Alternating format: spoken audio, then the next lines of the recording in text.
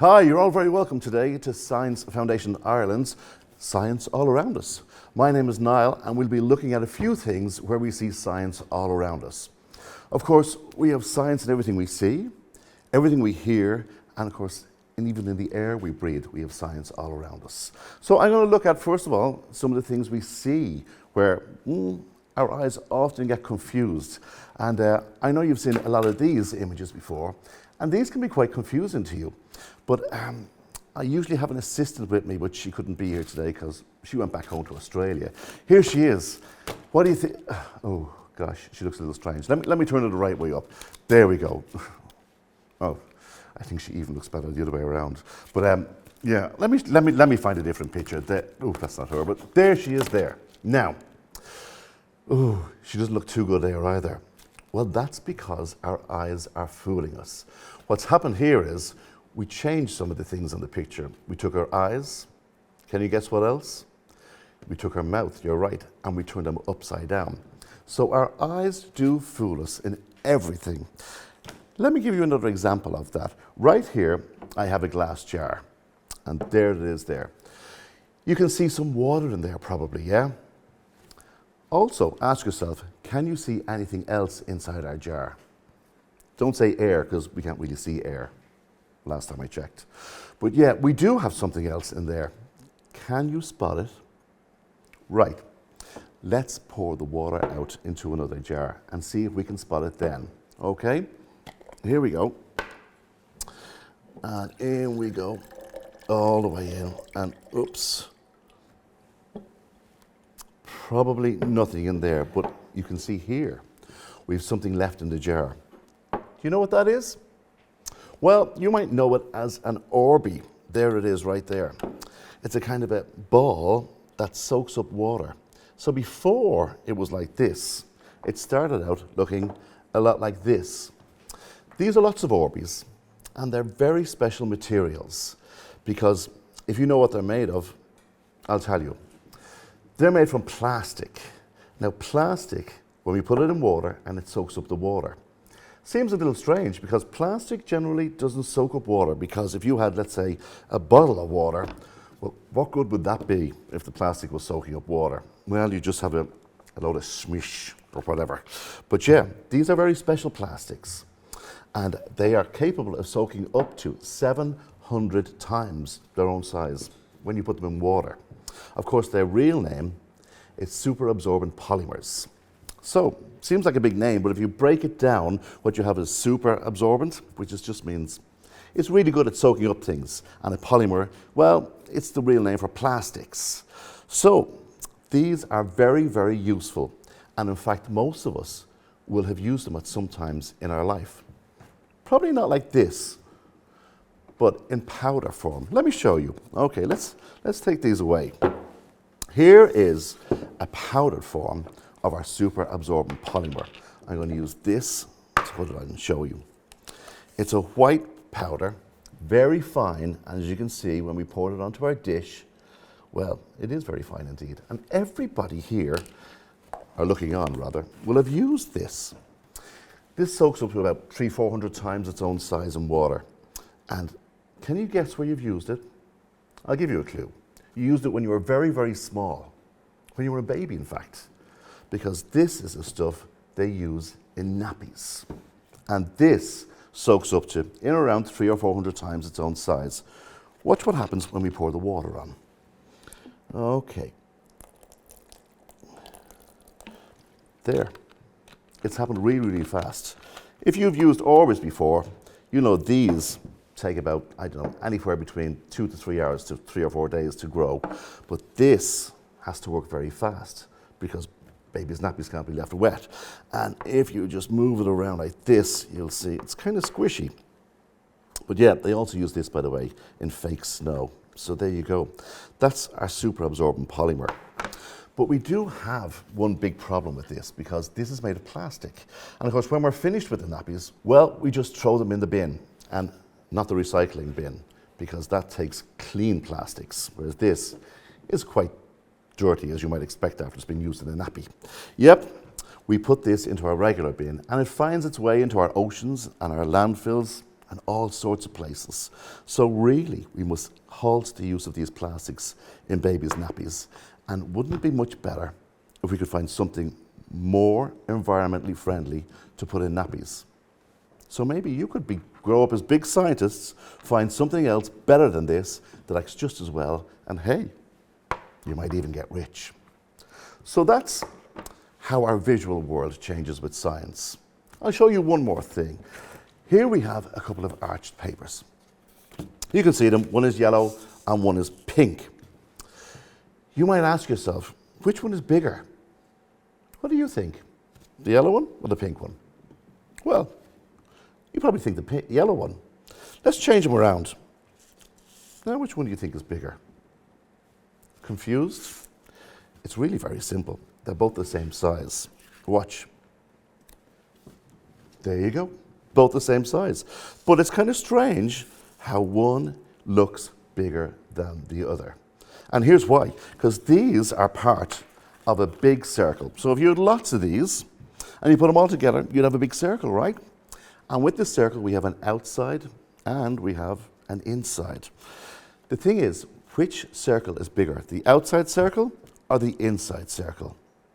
You probably guessed it's the outside circle, because the outside circle, well, it's on the outside, and the inside circle, well, that's on the inside. So yeah, the outside circle is bigger than the inside circle. And that's where the secret is, because if you compare the inside circle to the outside circle, smaller, bigger. That's where the difference is. So our eyes do confuse us all the time. Right, next up, we're going to look at air and what we can do with air, how it influences our whole lives, I suppose, because we wouldn't be here without it, I guess, because everything needs air to survive. So I'm going to first of all talk about what happens when we get air to wobble a lot. Well, what we get is sound, because when you speak, all you do is wobble the air. So here we have some typical drinking straws. You've seen these before, of course. And of course, inside the straw, well, we would happen to have some air. Yeah. And how do we get the air to wobble inside our straw? Any ideas? Here's a little clue. We got to bite down on it. I'm sure you've seen that before. And then we got to cut the top of the straw like a little roof on it, like an upside down V. So let me show you. Here we go. Like this. And on the other side, like this.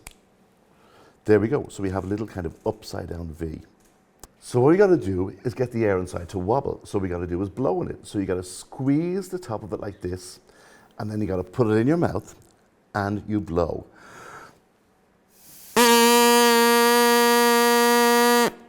Sound. See, it's that easy. We get sound by getting the air inside the straw to wobble. If any of you have played a tin whistle or any kind of wind instrument, you'll have noticed most of them have holes down the front of them. And when we move our fingers over the holes, we get different sounds. Now, why is that? I'm going to tell you why. Because, well, let's pretend this is our tin whistle. As we blow in here, the air comes out here, sound comes out here, and we get our note. But as we lift our fingers off the holes, we get different sounds or different notes. The reason for that is we are changing the length of the wobbling air. So if we're blowing in here and we lift our fingers off, well, the air kind of takes a shortcut and comes out through the holes, and we're changing the length of the wobbling air. Let me show you. I'm going to cut the straw while blowing. How do you think the sound will be different? Do you think it will be louder, softer, maybe higher or lower? What do you think? Well, let's find out.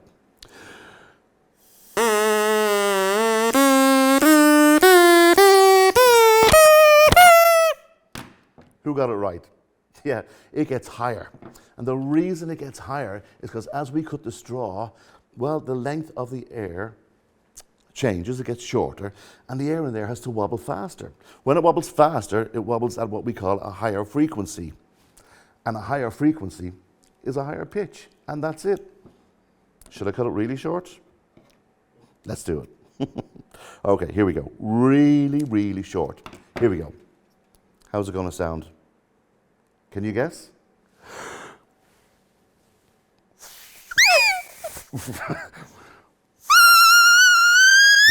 Yeah, really annoying. You can try that one at home. So you see the science all around us. One more thing I want to talk about air. We talked about how it gets higher and lower. So how do we get it louder? Well, what you got to do is you got to move more air. I'm going to demonstrate this by using this spring here. You can see this spring? Well, if you hold it up and drag your nail down a spring just like this one, you get a sound, a bit like a zipper on your jacket opening. Let me demonstrate. Here we go. Let me do that again. Did you hear that? Not very loud. And of course, if you wobble it, let's try wobbling the spring. You hear absolutely nothing. But if I stop, you can do this at home, you often feel little vibrations going up through your arm. It's not moving any air, that's why we can't hear it. So what we need to do is get this spring to move more air. Here's how you do it. I found this online somewhere, and it's the very same spring, but this time it's attached to this tube. And inside the tube, well, we have air, just air. You can see my finger in the back of that. There, you can see my finger, so there's nothing in there. It's just a little white kind of drum, I suppose, like right there. And when we tug on this, it moves more air. That gives us more sound. So let's have a listen this time. Wow, big difference, eh? And when you give it a wobble, pretty bonkers, and all we're doing is moving more air. Okay, and that's pretty much it for sound. But I still want to stay on air for a few more minutes and talk about air pressure. Because, well, around us we have lots and lots and lots and lots of air. And on top of that air, we got more air. On top of that air, we have more air. What do you think we got on top of that? That's it, more air. And all this air kind of presses down and gives us something we call air pressure. So, well, we have evolved over millions of years to deal with this air pressure, and our bodies have learned to cope with it. But we can do a few experiments with it. So let's take another straw. That's what we'll do.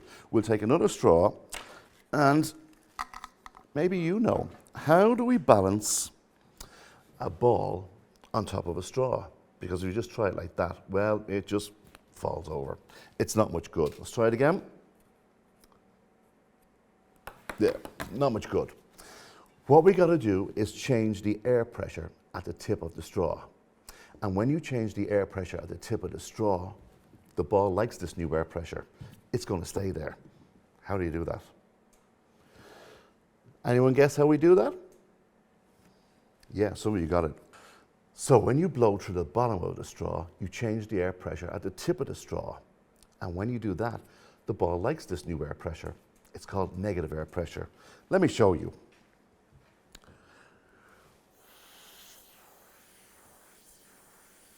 See, it works. Try it at home. It's good fun. In fact, if you run out of air, you can always get something to help you. I use one of these. Yeah, hairdryer. What do you think is going to happen when we turn the hairdryer on with the ball sitting on top of it?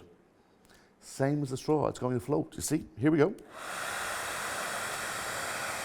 But it likes this air pressure a whole lot more. In fact, if we move the hairdryer or tilt it like this, it stays there. Or the other way. Or even, you could try 2 balls on it. That's one you can try at home. So try 2 ping pong balls and the hairdryer. See if you can get it to work. And that's air pressure.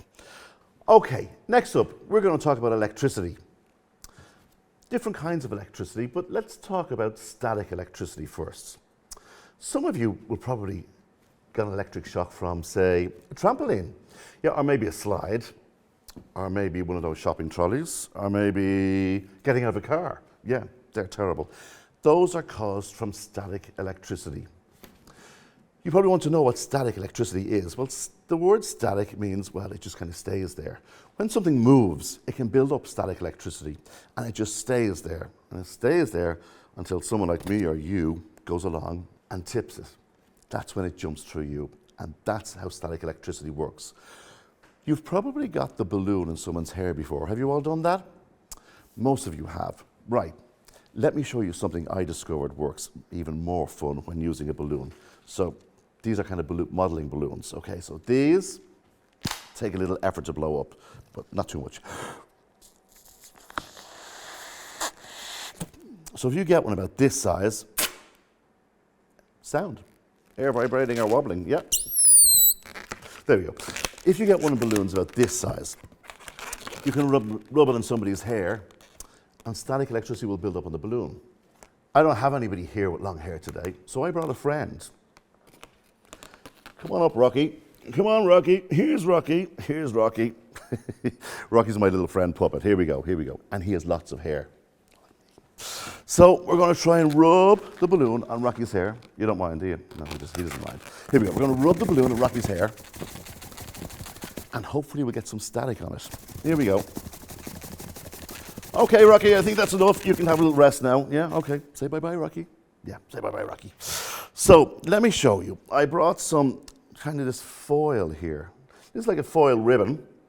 And there it is right there. And with electricity, static electricity, well, if you can imagine it, it's kind of little minuses around the balloon. It's like all little negative charges all the way around the balloon. And on most things, we have pluses and minus charges pretty well evenly distributed. So in this, we have pluses and minuses. And this works a lot like magnets. Magnets that are opposite attract.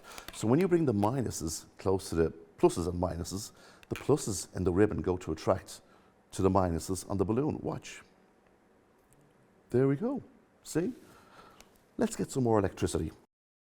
So what happens when both of them are charged the same way? Well, if like there's loads of negatives on this and loads of negatives on this, well, what happens is the same thing as magnets do. Do you know what they do when you bring two norths together or two souths together? They're the same. And when they're the same, they kind of push away. Have you seen that with magnets before? I'm sure most of you have. So let's try that. Let's try and transfer some of the electricity from the balloon onto our ribbon tinsel. What do you think will happen? Well, let's try it. I'm going to drop the tinsel onto the balloon and try and charge it. Here we go. It floats, it pushes away, and we get levitation. And that's how electricity works. Simple. I have another machine here I wanted to show you, and this is called a Van de Graaff Generator. This also generates static electricity. It works really simple. All we got to do is turn the handle. Let me show you. So here's Mr. Van de Graaff Generator. And as you can see, the handle we turn here in the direction of the arrows, this way. And when we turn the handle, the belt goes up and down and puts a lot of electricity right here on top. Now on top of this, I have these little kind of cake foil tins. Let me show you. There they are right there. See, just like little kind of pastry cake foils. And we put them on top and we wind the handle. They charge up with electricity really fast. And then, because it's all the same, what do you think is going to happen? They're all the same? They charge the same? Well, let's have a look, shall we?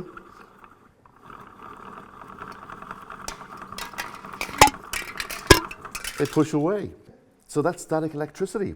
Now, I want to talk to you about regular electricity that we get from our wall sockets. If you've ever seen a plug top, which I'm sure you have, like this one, say, they all have 3 pins, yeah? And you can see we have a plastic one here, but the other 2 are metal tipped. And that's really important because electricity travels through metal really well. It must flow in one, around the device, be it, I don't know, a hairdryer or a TV, and it must be allowed to come back out. It must form that loop. It's what we call the electric circuit. Something else that it runs through really well is also, well, unfortunately, is people, and that's how we get electric shocks. You want to see that? Want to see how it works? Oh, I would do it, but, well, okay, maybe just for you, okay, just this time. Alrighty, here's what we have. We have a little energy stick. With this energy stick, it has 2 metal tips on it, just like our plug. You can see it there? Well, this one also has a little buzzer right up there. You might not be able to see that. But you can see the wires and lights in it clearly, yeah? It also has power, electricity, right up here at the very end. Little batteries. What we need to do is get the electricity to travel from this side over to this side. And we do it by using me. Okay, I'm putting my life on the line here for you guys. I hope you appreciate it. So if I take this side and I take this side, well, when I touch it, the electricity is going to flow right through me. You'll see the lights lighting. You'll also hear the buzzer buzzing. You ready? I shouldn't get a shock this time. 3, 2, 1. No buttons, no tricks, just electricity flowing right through me. And that's how electricity works. It must follow a circuit. And today, I made the circuit. That's it. Never play with electricity, guys. Be very careful. Okay. Next up, let's look at a bit of chemistry. Chemistry is really simple, I suppose. It's when you get two things or more and join them together. And then they make another product. So probably a lot of you would have done the volcano at home. So that's really simple. Let me show you what I use. I use this. It's been used once or twice before. This grimy little thing here. But once you build something, you can make it from paper mache. You might even want to make it from, well, I've made Play-Doh is what's in here, and a little cup. And what you need to do into the cup is put, well, something really simple we use at home. It's baking soda. Here we go. There it is right there. And you just pop it in there right in the middle. So just for look, I like to put a little bit of food color in there too. So food colors, well, as you know, come in different colors. Let's try blue today. Let's make ourselves a blue volcano. So food color just drips on there. You can see it building up. You don't need it, as I say. Some people also put washing up liquid in there. And of course, the last thing we need is, you know what it is? Can anyone guess? Vinegar. Because vinegar is an acid, and when it works, when you add vinegar to baking soda, it acts like a classic acid-base reaction. And you get this reaction which foams up and bubbles up, and we get ourselves our volcano. There we go. I don't want to spill it there. Well, you'll see those little bubbles, and inside those bubbles, well, it's created a gas. By mixing two products together, we got a third product, which is a gas. That gas we will know as carbon dioxide. Now, I know you've all heard of carbon dioxide before, because we use it many places all around us every day. Typical places we use it would be fire hydrants. Carbon dioxide puts out fires. It's very good at it because it removes the oxygen from the fire.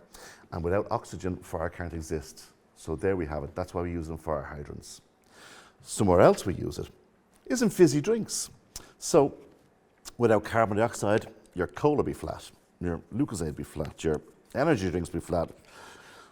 But it can be also very dangerous because if you have too much carbon dioxide in a bottle, what do you think could happen? It could be dangerous. In fact, the bottle could explode. Have you done that before? I know what you're thinking. You want to see it today.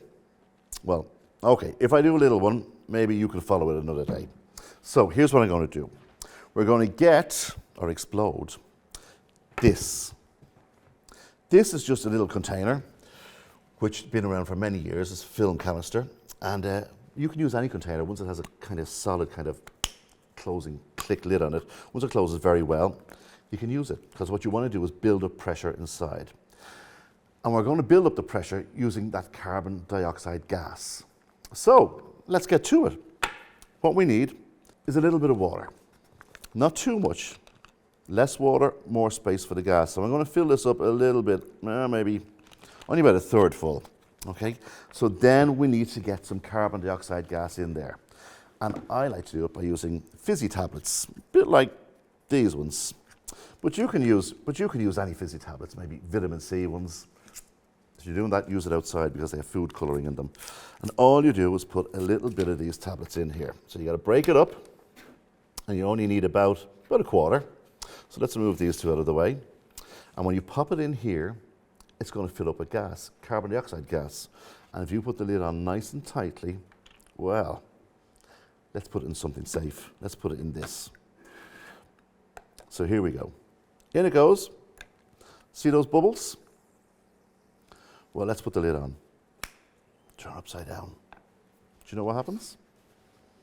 The carbon dioxide builds up in the headspace above the water, and it gets so strong that eventually the container can't hold it anymore. Yep, it explodes. You can try that at home. You can get these containers in any picture development store in the supermarkets and things like that. But yeah, they're pretty cool.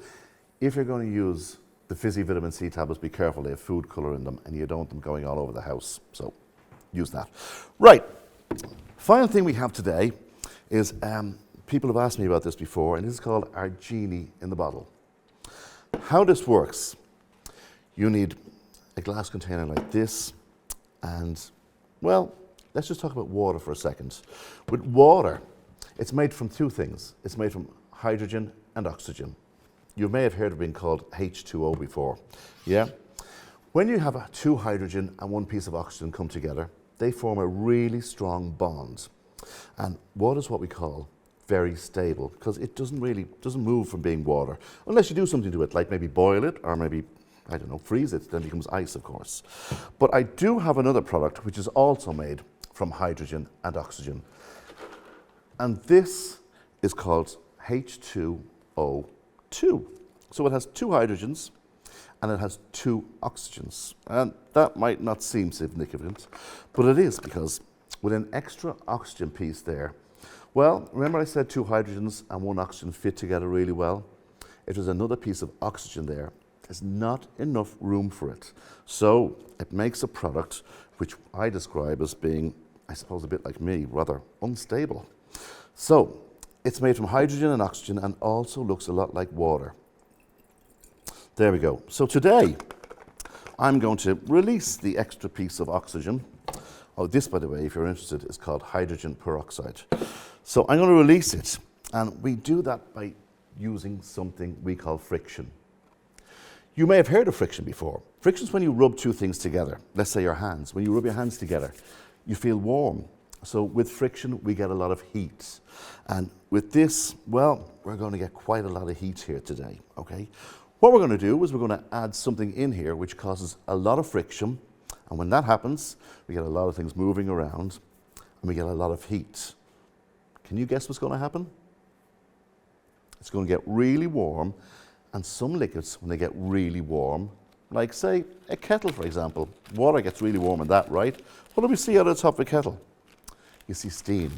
Well, that's what we're going to see today. Some people like to call this our genie in a bottle. So we're going to add this black powder in here, which is called manganese oxide, and it causes friction. It's what we call a catalyst. A catalyst means it doesn't take part in the reaction, it just speeds the reaction up. So if we left that there, the piece of oxygen might just drift away, but let's speed it up. Here we go. We're going to do this after 3, 2, 1. Pretty cool, eh? Well, I can tell you that jar is really, really hot right now. So guys, unfortunately, that's all the time we have for today. I hope you enjoyed our Science Everywhere and Science All Around Us. And hope to see you maybe live next year from Niall and Science Foundation Ireland. See you next time.